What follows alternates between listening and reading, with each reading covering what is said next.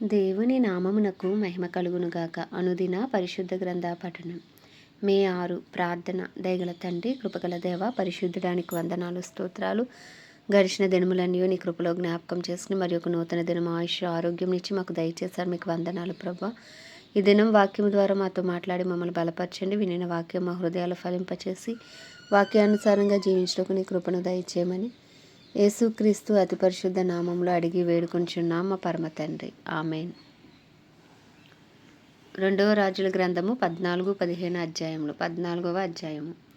ఇశ్రాయేలు రాజును యెహోయాహాజు కుమారుడునైన యెహోయాషు ఏలుబడిలో 2వ సంవత్సరమందు యూదా రాజును యోవాషు కుమారుడునైన అమజ్యా రాజాయను. అతడు ఏలనారంభించినప్పుడు 25 ఏండ్ల వాడే యెరూషలేమునందు 29 సంవత్సరములు ఏలెను. అతని తల్లి యెరూషలేము కాపురస్తురాలైన యెహోయద్దాను. ఇతడు తన పితరుడైన దావీదు చేసినట్లు చేయకపోయినను యెహోవా దృష్టికి నీతి గలవాడై తన తండ్రి అయిన యోవాషు చేసిన ప్రకారము చేసెను. అయితే అతడు ఉన్నత స్థలములను కొట్టివేయలేదు. జనులు ఇంకనూ ఉన్నత స్థలములలో బలులు అర్పించుచు ధూపం వేయుచూ ఉండిరి. రాజ్యమందు తాను స్థాపింపబడిన తరువాత రాజగు తన తండ్రిని చంపిన తన సేవకులను అతడు హతము చేయించెను. అయితే కుమారుల దోషమును బట్టి తండ్రులకు మరణశిక్ష విధింపకూడదు, తండ్రుల దోషమును బట్టి కుమారులకు మరణశిక్ష విధింపకూడదు. ఎవని పాపం నిమిత్తము వాడే మరణశిక్ష నుందురు అని మోషే వ్రాసి ఇచ్చిన ధర్మశాస్త్రమందు యెహోవా ఇచ్చిన ఆజ్ఞను బట్టి ఆ నరహంతకుల పిల్లలను అతడు హతము చేయలేదు. మరియు ఉప్పులోయలో అతడు యుద్ధము చేసి ఏదోమీలలో 10,000 మందిని హతము చేసి సెలా అను పట్టణమును పట్టుకొని దానికి యొక్తాయేలని పేరు పెట్టెను. నేటి వరకు దానికి అదే పేరు. అంతటా అమజ్యా ఇశ్రాయేలు రాజైన యెహూకు పుట్టిన యెహోయాహాజు కుమారుడైన యెహోయాషు నొద్దకు దూతలను పంపి, మనము ఒకరినొకరము దర్శించినట్లు నన్ను కలియరమ్మని వర్తమానము చేయగా, ఇశ్రాయేలు రాజైన యెహోయాషు యూదా రాజైన అమజ్యాకి ఇలాగు వర్తమానం పంపెను. లెబానోనులో ఉన్న ముండ్ల చెట్లొకటి నీ కుమార్తెను నా కుమారునికి ఇమ్మని లెబానోనులో ఉన్న దేవదారు వృక్షమునకు వర్తమానము పంపగా, లెబానోనులో ఉన్న దుష్ట మృగము వచ్చి ఆ ముండ్ల చెట్టును త్రొక్కివేసెను. నీవు ఏదో మీలను హతము చేసినందున నీ హృదయమందు నీవు అతిశయింపబడుచున్నావు. సరే, ఇప్పుడు నీ నగరునందు నీ ఉండి నీకున్న ఘనతను బట్టి నీవు అతిశయపడుము. నీవు మాత్రముగాక నీతో కూడా యూదావారును కూలునట్లుగా నీవెందుకు అపాయంలో దిగుదువని చెప్పినను. అమజ్యా విననొల్లనందున ఇశ్రాయేలు రాజైన యెహోయాషు బయలుదేరి యూదా సంబంధమైన బెత్షెమెషు పట్టణము దగ్గర తానును యూదా రాజైన అమజ్యాయు కలుసుకొనగా, యూదావారు ఇశ్రాయేలు వారి ఎదుట నిలవలేక అపజయముంది అందరూ తమ తమ గుడారములకు పారిపోయిరి. మరియు ఇశ్రాయేలు రాజైన యెహోయాషు అహజ్యాకు పుట్టిన యోవాషు కుమారుడైన అమజ్యాను యూదారాజును బెత్షెమెషు దగ్గర పట్టుకొని యెరూషలేమునకు వచ్చి ఎఫ్రాయిము గుమ్మం మొదలుకొని మూల గుమ్మం వరకు యెరూషలేము ప్రాకారమును 400 మూరల పొడుగున పడగొట్టెను. మరియు యెహోవా మందిరమందునందును రాజనగరునందును కనబడిన బంగారము, వెండి మొదలైన సమస్త వస్తువులను పట్టణస్థులలో కుదువ పెట్టబడిన వారిని తీసుకుని షోమ్రోనుకు వచ్చెను. యెహోయాషు చేసిన ఇతర కార్యములను గూర్చియు అతని పరాక్రమమును గూర్చియు యూదా రాజైన అమజ్యాతో అతడు చేసిన యుద్ధమును గూర్చియు ఇశ్రాయేలు రాజుల వృత్తాంతముల గ్రంథమందు వ్రాయబడి ఉన్నది. అంతటి యెహోయాషు తన పితరులతో కూడా నిద్రించి షోమ్రోనులో ఇశ్రాయేలు రాజుల సమాధి యందు పాతిపెట్టబడెను. అతని కుమారుడైన యెరోబాము అతనికి మారుగా రాజాయెను. యూదా రాజైన యోవాషు కుమారుడైన అమజ్యా ఇశ్రాయేలు రాజైన యెహోయాహాజు కుమారుడైన యెహోయాసు మరణమైన తర్వాత 15 సంవత్సరములు బ్రతికెను. అమజ్యా చేసిన ఇతర కార్యములను గూర్చి యూదారాజుల వృత్తాంతముల గ్రంథమందు వ్రాయబడి ఉన్నది. అతని మీద యెరూషలేములో జనులు కుట్ర చేయగా అతడు లాకీషు పట్టణమునకు పారిపోయాను గాని వారు లాకీషునకు అతని వెంట కొందరిని పంపిరి.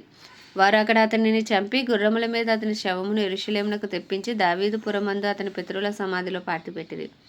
అప్పుడు యూదా జనులందరూ 16 సంవత్సరముల వాడైన అజర్యాను తీసుకుని అతని తండ్రి అయిన అమజ్యాకు బదులుగా పట్టాభిషేకం చేసిరి. ఇతడు రాజైన తన తండ్రి తన పితరులతో నిద్రించిన తర్వాత ఏలతో అనే పట్టణమును బాగుగా కట్టించి యూదా వారికి దాన్ని మరలా అప్పగించెను. యూదా రాజును యోవాషు కుమారుడైన అమజ్యా ఏలుబడిలో 15వ సంవత్సరమందు ఇశ్రాయేలు రాజైన యెహోయాషు కుమారుడు యరొబాము షోమ్రోనులో ఏలనారంభించి 41 సంవత్సరములు ఏలెను. ఇతడును ఇశ్రాయేలు వారు పాపం చేటు కారకుడగు నెబాతు కుమారుడైన యరొబాము చేసిన పాపములను విడవక అనుసరించి యెహోవా దృష్టికి చెడుతనము జరిగించెను. గత్హేపెరు ఊరివాడైన అమిత్తయికి పుట్టిన తన సేవకుడైన యోనాను ప్రవక్త ద్వారా ఇశ్రాయేలీల దేవుడగు యెహోవా సెలవిచ్చిన మాట చొప్పున ఇతడు హమాతునకు పోవు మార్గం మొదలుకొని మైదానపు సముద్రం వరకు ఇశ్రాయేలు వారి సరిహద్దును మరలా స్వాధీనము చేసుకొనెను. ఏలయనగా అల్పులేమి గనులేమి ఇశ్రాయేలు వారికి సహాయులు ఎవరునూ లేకపోయిరి. యెహోవా ఇశ్రాయేలు వారు పొందిన బాధ ఘోరమైనదనుకొనెను.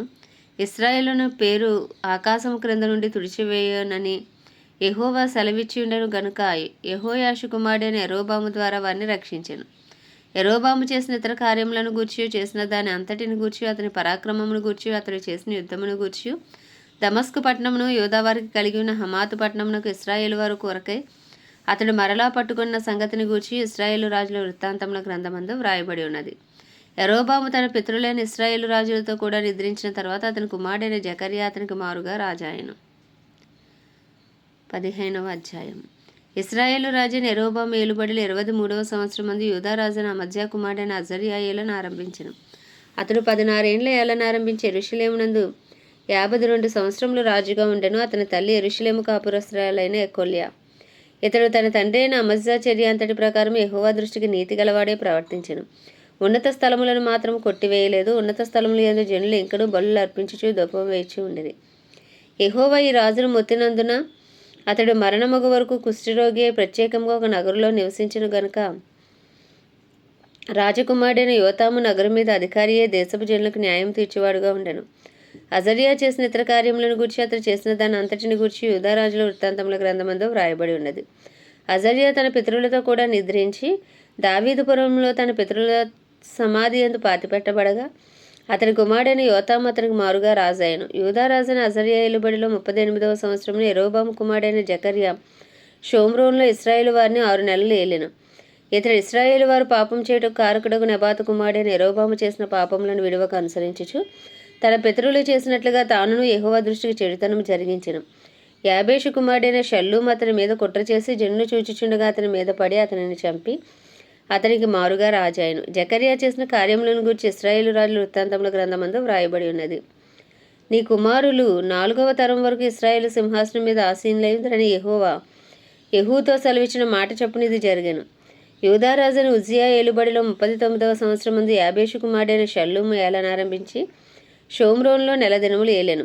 గాదీ కుమారుడైన మెనాహేము తిర్సాలో నుండి బయలుదేరి షోమ్రోన్లకు వచ్చి షోమ్రోన్లో నుండి యాబేషు కుమారుడైన షల్లూము మీద పడి అతని చంపి అతనికి మారుగా రాజాయెను. షల్లూము చేసిన ఇతర కార్యములను గూర్చి, అతడు చేసిన కుట్రను గూర్చి ఇశ్రాయేలు రాజుల వృత్తాంతముల గ్రంథమందు వ్రాయబడి ఉన్నది. మెనాహేము రాగా తిప్సహు పట్టణపు వారు తమ గుమ్మములు తీయలేదు గనుక అతడు వారిని అందరినీ హతము చేసి తిర్సాను దాని చేరువ గ్రామములన్నిటినీ కొల్లపెట్టి అచ్చట గర్భిణీలందరినీ గర్భములను చింపెను. యూదా రాజైన అజర్యా ఏలుబడిలో 39వ సంవత్సరం మందు గాదీ కుమారుడైన మెనాహేము ఇశ్రాయేలు వారిని ఏలనారంభించి షోమ్రోన్లో 10 సంవత్సరములు ఏలెను. ఇతడును తన దినములని ఇశ్రాయేలు వారు పాపం చేయుటకు కారకుడగు నెబాతు కుమారుడైన యరొబాము చేసిన పాపములను విడవక అనుసరించుచు యెహోవా దృష్టికి చెడుతనము జరిగించెను. అషూరు రాజైన పూలు దేశం మీదకి రాగా మెనాహేము తనకు రాజ్యం స్థిరపరిచినట్లుగా పూలు చేత సంధి చేయించుకొనవలనని 2000 మణుగుల వెండి పూలునకిచ్చెను. మెనాహేము ఇశ్రాయేలుతో భాగ్యవంతులైన గొప్పవారిలో ప్రతి మనిషి యొద్దను 50 తులముల వెండి వసూలు చేసి ఈ ద్రవ్యంను అషూరు రాజునకు ఇచ్చెను. గనుక అషూరు రాజు దేశమును విడిచి వెళ్ళిపోయాను. మెనాహేము చేసిన ఇతర కార్యములను గూర్చి, అతడు చేసిన దాని అంతటిని గూర్చి ఇశ్రాయేలు రాజుల వృత్తాంతముల గ్రంథమందు వ్రాయబడి ఉన్నది. మెనాహేము తన పితరులతో కూడా నిద్రించిన తర్వాత అతని కుమారుడైన పెకహ్యా అతనికి మారుగా రాజాయెను. యూదా రాజైన అజర్యా ఏలుబడిలో 50వ సంవత్సరం ముందు మెనాహేము కుమారుడైన పెకహ్యా షోమ్రోన్లో ఇశ్రాయేలు వారిని ఏలనారంభించి 2 సంవత్సరములు ఏలెను. ఇతడును ఇశ్రాయేలు వారు పాపం చేయుటకు కారకుడగు నెబాతు కుమారుడైన యరొబాము చేసిన పాపములను విడువక అనుసరించుచు యెహోవా దృష్టికి చెడుతనము జరిగించెను. ఇతని క్రింద అధిపతియు రెమల్యా కుమారుడునైన పెకహు కుట్ర చేసి తన యొద్దనున్న గిలాదీయులైన 50 మందితోనూ అర్గోబుతోనూ అరీహేనుతోనూ కలుసుకొని షోమ్రోన్లో ఉన్న రాజనగరులోని అంతఃపురమంతా అతనిని చంపి పెకహ్యాకు మారుగా రాజాయెను. పెకహ్యా చేసిన ఇతర కార్యములను గూర్చి, అతడు చేసిన దాని అంతటిని గూర్చి ఇశ్రాయేలు రాజుల వృత్తాంతముల గ్రంథమందు వ్రాయబడి ఉన్నది. యూదా రాజైన అజర్యా ఏలుబడిలో 52వ సంవత్సరం ముందు రెమల్యా కుమారుడైన పెకహు షోమ్రోన్లో ఇశ్రాయేలును ఏలనారంభించి 20 సంవత్సరములు ఏలెను. ఇతడును ఇశ్రాయేలు వారు పాపం చేయుటకు కారకుడగు నెబాతు కుమారుడైన యరొబాము చేసిన పాపములను విడువక అనుసరించుచు యెహోవా దృష్టికి చెడుతనము జరిగించెను. ఇశ్రాయేలు రాజైన పెకహు దినములో అషూరు రాజైన తిగ్లత్ పిలేసెరు వచ్చి ఈయోను పట్టణమును అబెల్బేత్మాయికా పట్టణమును, యానోయాహు పట్టణమును, కెదేషు పట్టణమును, హాసోరు పట్టణమును, గిలాదు దేశమును, గలిలయ దేశమును, నఫ్తాలి దేశమంతయును పట్టుకుని అచ్చట ఉన్నవారిని అషూరు దేశమునకు చెరగా తీసుకుని పోయి, అప్పుడు ఏలా కుమారుడైన హోషియా ఇశ్రాయేలు రాజును రెమల్యా కుమారుడునైన పెకహు మీద కుట్ర చేసి అతని మీద పడి అతన్ని చంపి యూదారాజైన ఉజ్జియా కుమారుడైన యోతాము ఏలుబడిలో 20వ సంవత్సరమున అతనికి మారుగా రాజాయను.